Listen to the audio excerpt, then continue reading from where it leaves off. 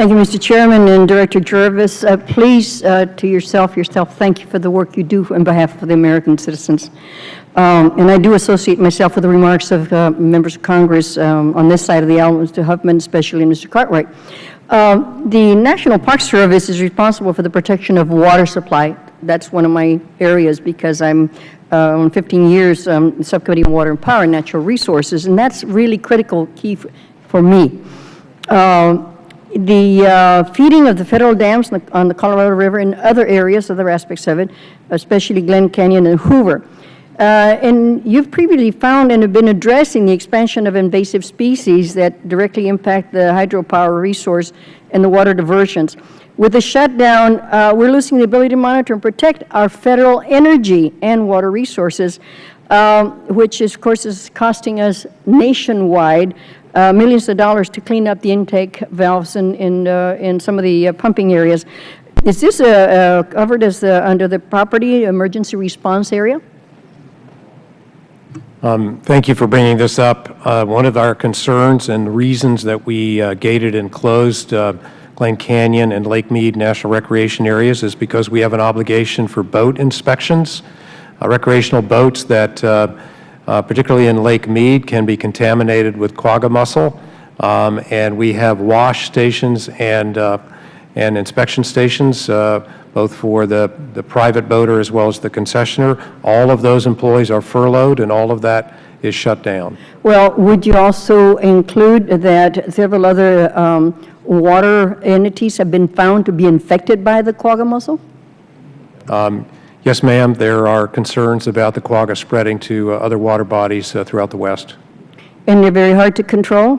Once they get in, it's almost impossible to get them out. Thank you. But does that, in any way or form, can it be treated as property that has to be protected? Well, the way we're treating it under the Closure Act is to prevent boats from leaving or entering Lake Mead or Glen Canyon during the shutdown. Thank you, sir. One of the other areas that hasn't been covered, as far as I can tell since I've been in the hearing today, is you already have an $11 billion backlog in maintenance and repair. What will be the cost of trying to catch up based on the sequester? We need about $750 million a year in our maintenance and operation budget in order to even break even, to maintain what we have. We would need more than that in order to catch up. Or does that include vandalism or normal cleanup, or both? It's all of the above. It's impact from just deterioration of old facilities and roads, as well as some vandalism. Thank you. And I heard you mention that, or some of the testimony, that you're not able to receive private funding to be able to keep, you have to have special MOAs, right?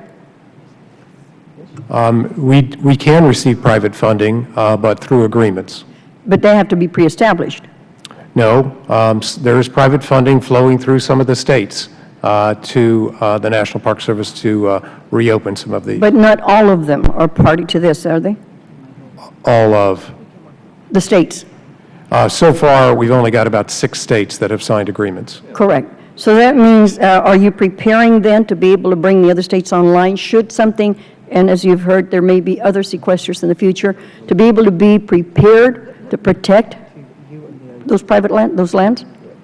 We have now a template that works quite efficiently, and we're in negotiations with, we signed Tennessee today.